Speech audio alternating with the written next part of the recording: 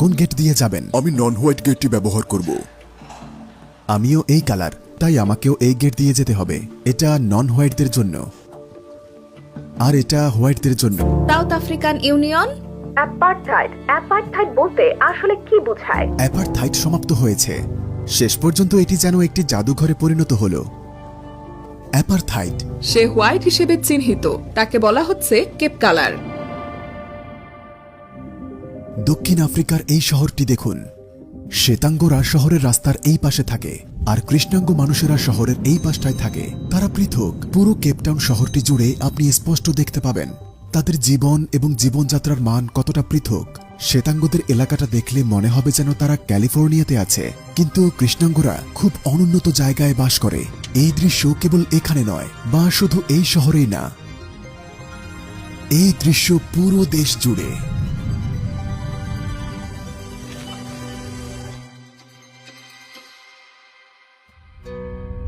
ম্যাপে যে ডটগুলো দেখতে পাচ্ছেন, এখানে শ্বেতাঙ্গ মানুষেরা থাকে। জায়গাগুলো বেশ উন্নত। এখানে বিলাসবহুল চাকরি আছে এবং সমুদ্র সৈকতও আছে। আর কৃষ্ণাঙ্গরা শহর থেকে বেশ দূরে বাস করে। তারা শহরের নাগাল থেকেই বিচ্ছিন্ন জীবন যাপন করে, অথচ নাগরিকরা অ্যাপারথাইডের বিরোধী। তারা আমাদের মারতে এসেছে। 40 বছরেরও বেশি সময় ধরে জাতিবিদ্বেষ শাসন এবং এর দোসরের বিরুদ্ধে। কিন্তু তার আগে 1994 সাল পর্যন্ত ব্রিটেন এবং নেদারল্যান্ডের দখলদারিত্ব। নেলসন ম্যান্ডেলা ইলেকশন জিতেন এবং দেশের প্রেসিডেন্ট নির্বাচিত হন এবং জাতিবিদ্বেষের সমাপ্তি ঘটে। আশার আলো ফিরে এসেছে। আমি যেন আজ মুক্ত। আমার বাক স্বাধীনতা। যাই হোক, দেশটি কি করে এখনো এত বিভাজিত? শুভ সন্ধ্যা। 27 বছর 6 মাস এবং 6 দিন পর্যন্ত তিনি কারাগারে ছিলেন। তখন তিনি একজন লিজেন্ড হয়ে ওঠেন এবং বর্ণবাদের বিরুদ্ধে এক কৃষ্ণাঙ্গ প্রতিরোধী শক্তি এবং অনেকের মধ্যে একজন শহীদ। আজ রাতে তিনি মুক্ত হয়েছেন। নেলসন ম্যান্ডেলা মুক্তির পর তার প্রথম কদম নতুন সাউথ আফ্রিকায় রাখলেন।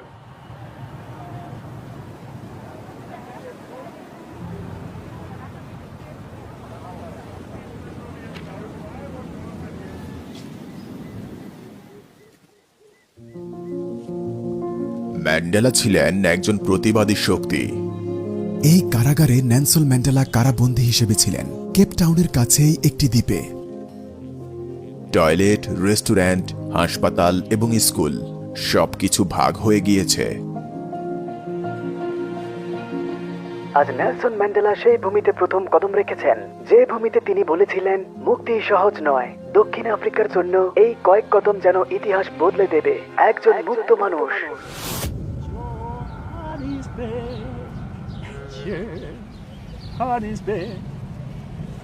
It's a good city before, like now, it's very, very full. আমার নাম নিক বাটলেন্ডার। আমি নাদিফুনা উকোয়াজি নামক কর্মী সংগঠনের একজন গবেষক। সমাজের মাঝে যা কিছু হয়, যেমন যখন জাতিবিদ্বেষ শুরু হয়, তা কিন্তু আগে থেকে থাকা জাতিগত বৈষম্য থেকে এবং আগে থেকেই থাকা জাতিগত শ্রেণী বৈষম্য থেকে তৈরি হয়। বর্ণবাদ হিসেবে আরো স্পষ্টভাবে প্রকাশিত হয়। তো আপনি কাকে বিয়ে করবেন, কোথায় কাজ করবেন, কোথায় থাকবেন, সবকিছুই আপনার বর্ণের উপর নির্ভর করবে। আজ আমরা জোহান্সবার্গে আছি, দক্ষিণ আফ্রিকার সবচেয়ে বড় শহরে, এবং এটি হলো এদেশের শিল্প ও অর্থনীতির মূল কেন্দ্রবিন্দু। এটি হল জোহান্সবার্গ শহর। একে বলা হয় স্বর্ণের নগরী। আফ্রিকার সবচেয়ে ধনী দেশ। শুধুমাত্র মানুষের গায়ের রং নিয়ে এক দীর্ঘ দ্বন্দ্ব ও সংগ্রামের ইতিহাস আছে। স্বর্ণের সাউথ গল্প। আফ্রিকা সবচেয়ে বড় স্বর্ণ উৎপাদনকারী ছিল। আমি মূল নেতা।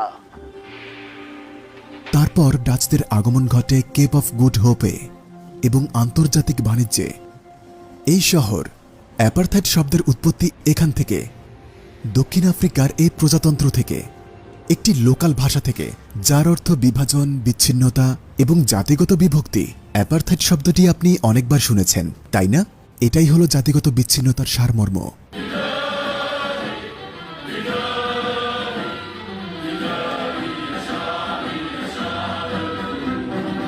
দক্ষিণ আফ্রিকার তারা সবাই এখানে ফিলিস্তিনকে সাপোর্ট করছে। ফিলিস্তিনের জন্য তাদের চোখে আছে গভীর সমবেদনা। তো দক্ষিণ আফ্রিকা আফ্রিকা মহাদেশের সবচেয়ে দক্ষিণে অবস্থিত। আমরা দক্ষিণ আফ্রিকার জোহান্সবার্গে আছি। এখানে একটি কনফারেন্স হচ্ছে। Global campaign to return to Palestine.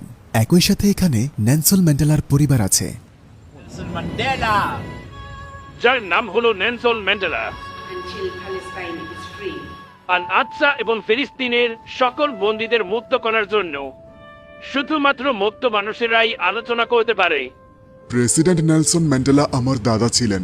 আমাদের স্বাধীনতা সম্পূর্ণ অপূর্ণ রয়ে যাবে যদি ফিলিস্তিনের মানুষকে আমরা মুক্ত করতে না পারি।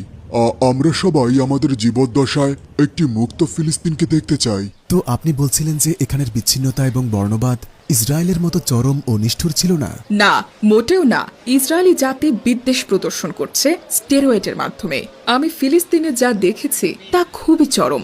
আমরা মনে করতাম দক্ষিণ আফ্রিকার জাতি বিদ্বেষ খুব চরম, কিন্তু যখন শুনবেন এবং দেখবেন যে ইসরায়েলের মতো একটি জায়গায় আসলে কি ঘটছে, আমি যখন জাতি বিদ্বেষে নিজের অভিজ্ঞতার কথা ভাবি এবং তুলনা করি, আসলে আমরা লাকি ছিলাম।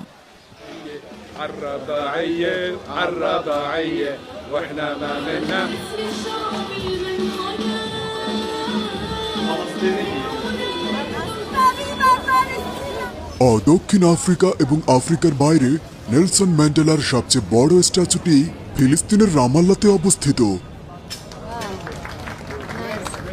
অ্যাপারথাইড শব্দটি দক্ষিণ আফ্রিকাতে আছে। এটি আর কোথাও শুনেছেন? আর কোন কোন দেশ বর্ণবাদ প্রয়োগ করে? জায়নবাদী সেনারা দক্ষিণ আফ্রিকার বর্ণবাদকে সমর্থন করে এবং ফিলিস্তিনের বিরুদ্ধে রাষ্ট্র তৈরির পর থেকেই তারা এই সিস্টেমকে প্রয়োগ করে আসছে। ফিলিস্তিন দখল করেই জাতিগত বিচ্ছিন্নতার দেয়াল তুলে দেয়, কাঁটাতারের বেড়া এবং ইলেকট্রিক গেট বানানো এবং শত শত চেকপয়েন্ট বসানো, ইহুদি প্রথা চালু করা এবং জমি বাজেয়াপ্ত করা, দখলপূর্বক বসতি নির্মাণ এবং নির্বিচারে গ্রেফতার করে এবং আহত ও হত্যা করা, সবকিছুই এখন আমাদের পৃথিবীতে ঘটছে। দখলকৃত ফিলিস্তিনের পশ্চিম তীরেই সব ঘটছে। ফিলিস্তিনে যা ঘটছে তা দক্ষিণ আফ্রিকায় ঘটা বর্ণবাদের চেয়ে অনেক বেশি চরম। তারা যেভাবে শিশুদের আটক করছে এবং বিনা বিচারে জেলে ঢুকাচ্ছে। আইন বলে বিনা বিচারে কাউকে 90 দিনের বেশি আটকে রাখতে পারবে না, অথচ ইসরায়েলে তারা বিনা বিচারে মানুষকে 3 বছর, 4 বছর, এমনকি 5 বছরও আটকে রাখে। দক্ষিণ আফ্রিকায় কিন্তু এটা করা সম্ভব নয়। আমরা এখানে ফিল্ম করতে এসেছি যাতে একটি উদাহরণ দেখাতে পারি যে তারা কিভাবে জাতিগত বিদ্বেষের বিরুদ্ধে স্ট্রং হয়েছে এবং জাতিবিদ্বেষকে পরাজিত করেছে। এই হলো জোহান্সবার্গের একটি কারাগার। এটা কৃষ্ণাঙ্গদের জন্য। একটু সামনে গেলেই শ্বেতাঙ্গদের কারাগার। এটা হলো কৃষ্ণাঙ্গদের জন্য, আর ওটা শ্বেতাঙ্গদের জন্য, এবং ওটা অবশ্যই বেটার। তো নন হোয়াইট ভুক্তরা হলো Indian, Asian, coloured, mixed raced coloured. এখানে কারাগারি বন্দী কৃষ্ণাঙ্গ মানুষগুলো। শ্বেতাঙ্গ পুরুষ কয়েদিদের রাখার জায়গাটি হলো ওই দিকে পুরনো দুর্গে, যেটা হলো মূলত কৃষ্ণাঙ্গদের কারাগারের বিপরীত দিকে। হ্যাঁ, একদমই। তো আমি একটি টেকনিকের বিষয় শুনেছি, যদি কালার্ড এবং ব্ল্যাকের মাঝে পার্থক্য বুঝতে চায় তাহলে তারা চুলের মাঝে কিছু রাখে। Pencil test. পেন্সিল টেস্টটি করা হয় নির্ধারণ করার জন্য। চুলের ভেতরে পেন্সিল দিয়ে টেস্ট করা হয়। কয়েদিদের বলা হয় মাথা নিচু করতে। যদি এটা পড়ে যায় তাহলে ওকে, তুমি একজন কালার্ড, কিন্তু যদি ওটা রয়ে যায় তাহলে তুমি কালার্ড না, তুমি ব্ল্যাক। কারণ কিছু কয়েদি নিজেদেরকে কালার্ড বলতে পারে। কালার্ড মানে হলো মিশ্র জাতি। এমনকি কারাগারেও তারা কি কি খেতে পারে বা পারে না। কৃষ্ণাঙ্গদের কেবল ভুট্টা খেতে দেওয়া হয়, আর দুধ শুধু শ্বেতাঙ্গদের জন্য বরাদ্দ।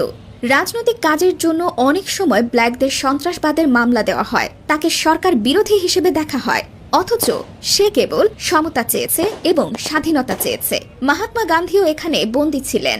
নেলসন ম্যান্ডেলাকে কোপেন টাউন থেকে রোবেন আইল্যান্ডে নেওয়ার আগ পর্যন্ত তিনিও এখানে বন্দী ছিলেন। তাদের মতে এখানে প্রতিটি কয়েদি স্বাধীনতা দাবি ছাড়া আর কোনো অপরাধী করেনি, তারা কেবল নিজের স্বাধীনতা চেয়েছে। তাদের বলা হয় রাজনৈতিক বন্দী। কিছু স্মরণ হচ্ছে?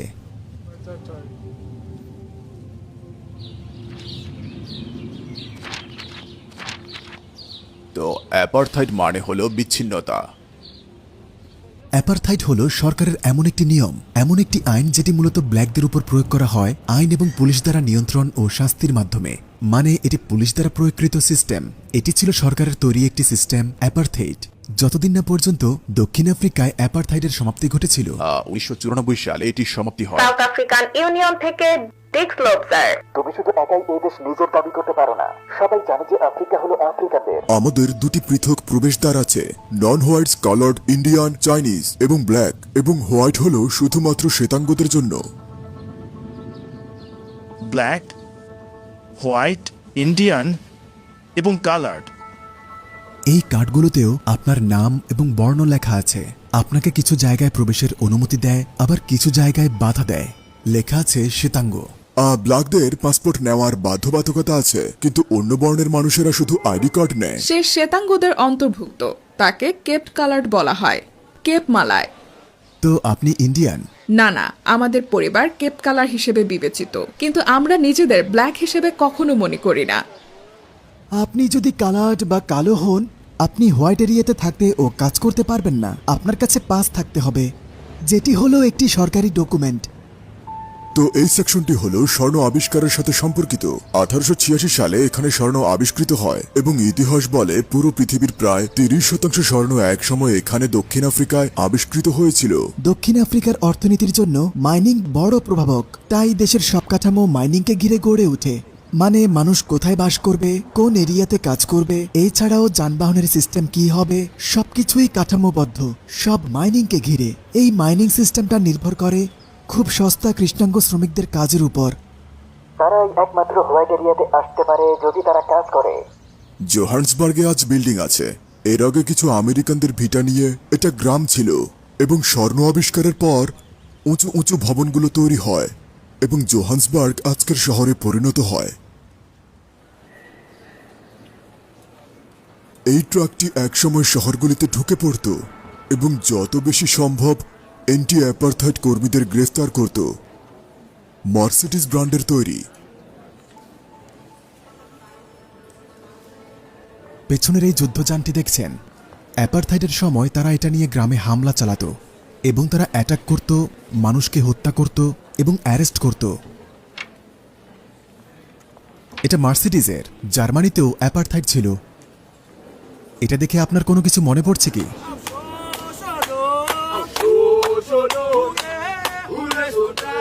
এটা ছিল নেলসন ম্যান্ডেলার বাড়ি। এর পাশেই একটি ছোট বাচ্চার ছবি ছিল, যেটা পুরো পৃথিবীতে সাড়া জাগিয়েছিল এবং চলমান ঘটনায় বেশ প্রভাব ফেলেছিল। আমার নাম ম্যাক্সোলিসি। এটা একটি জোসার নাম, যার অর্থ শান্তিবাহক। এটাই হলো সেই জায়গা যেখানে হেক্টর পিটারসনকে গুলি করা হয়। তিনি বিখ্যাত কারণ অ্যাপারথাইড আন্দোলনের মোড় ঘুরিয়ে দেন। ভাবতে পারেন, শুধু একটা ছবি সেই সময় পুরো বিশ্বকে জাগিয়ে তুলেছিল। অথচ এমন ছবি আমরা এখন প্রতিদিন দেখি। তাহলে এই বিশ্ব কি আর প্রভাবিত হচ্ছে না, নাকি অনুভূতি হারিয়ে ফেলেছে, নাকি এমন ছবি আমরা প্রতিদিন দেখতে দেখতে অভ্যস্ত হয়ে গিয়েছি? তারা এইভাবে রাস্তার মাঝে একটা ছবি টাঙিয়ে দেয়। আমাদেরও কি এভাবে রাস্তার মাঝে ছবি টাঙানো শুরু করতে হবে? আমাদের সব শক্তির জন্য এটা কি হওয়া উচিত? আমি যা মনে করি, ফিলিস্তিনে যা ঘটছে তা দেখার পরও পুরো পৃথিবী যেন নীরব হয়ে আছে।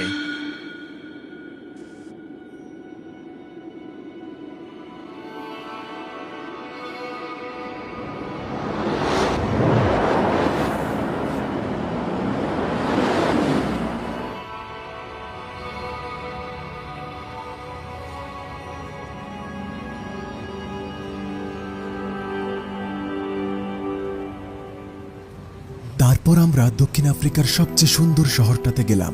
আমি মনে করি সব মানুষের নিজের মতো চলার অধিকার আছে। আমি মনে করি তুমি কাউকে বাধা দিতে পারো না, তাদেরকে তাদের মতো করে চলতে দাও। মানুষের মধ্যে সাদা কালো তফাৎ করো না, সবাই মানুষ। তোমার দেশে এটা খুব ভিন্ন।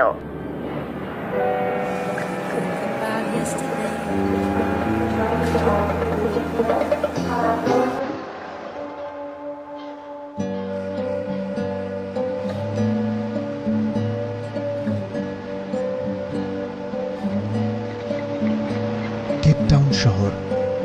এখানে আছে অপূর্ব সমুদ্র সৈকত।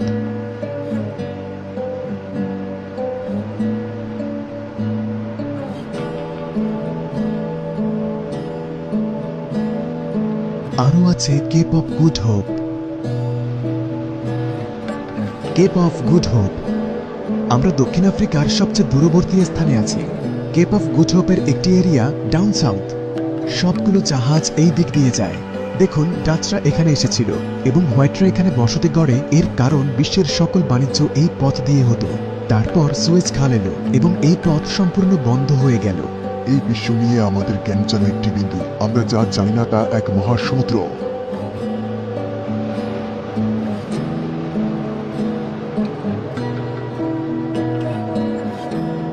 এখানের মেঘগুলো দেখুন।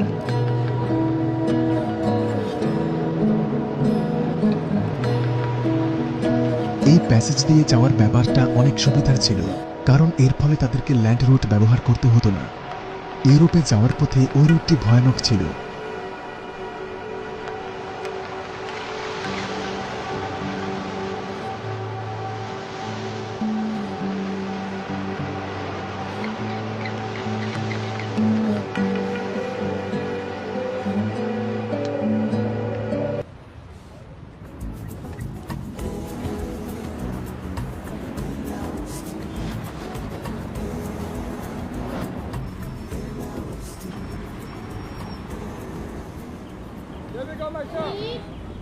কেপটাউনে মুসলিম এলাকার রাস্তার পাশে দেখবেন সব রং করা বাড়ি। এর অর্থ হলো তারা সবাই স্বাধীন এবং তারা সাম্যে বিশ্বাসী। কেপটাউনের মাঝেই তারা নিরাপদ। দেখুন কি এঁকেছে, তাদের ড্রয়িংগুলো একবার দেখুন।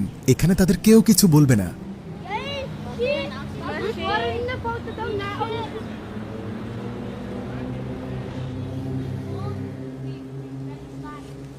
তাদের এটা বন্ধ করতে হবে, কারণ তারা নারী ও শিশু হত্যা করছে, আরো অনেক কিছু। মা হিসেবে আমি তো এটা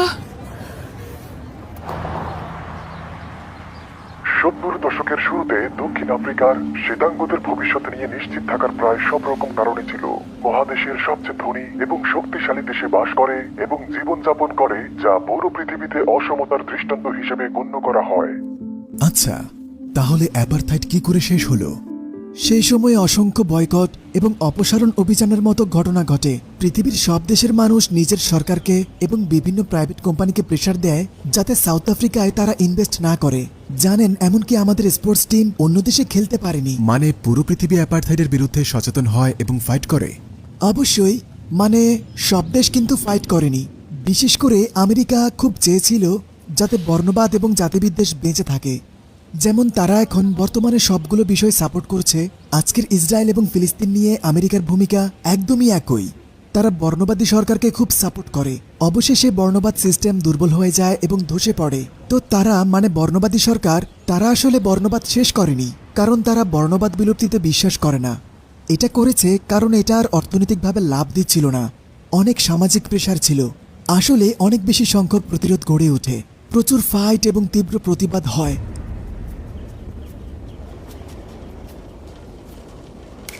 তারপর কেপটাউন থেকে প্রায় 1.5 ঘন্টা নৌকায় ভ্রমণ করে আমরা পৌঁছালাম এমন দ্বীপে যেখানে নেলসন ম্যান্ডেলা কারাবন্দী ছিলেন।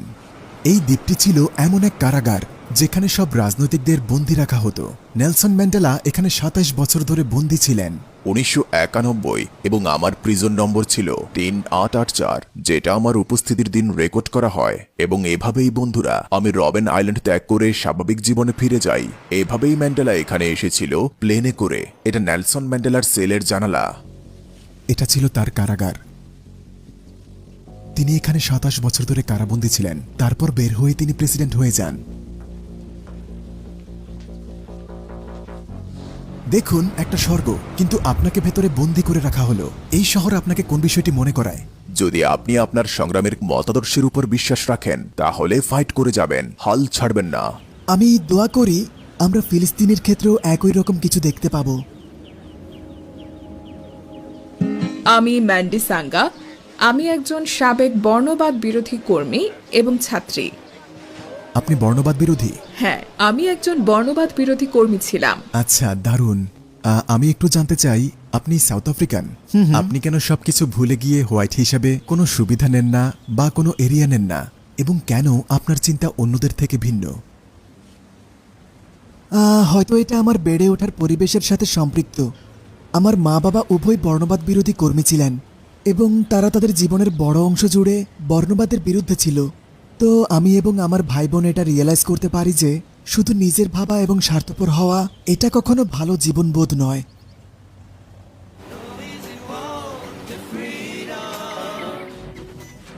আমরা সেই দিনের অপেক্ষায়, যে দিনটি খুব দ্রুত আসবে এবং আমরা বলবো অবশেষে আমরা স্বাধীন। অতঃপর তারা তোমার সামনে মাথা নাড়বে এবং বলবে, কখন এটা? বলো, আশা করা যায় যে তা নিকটেই হবে।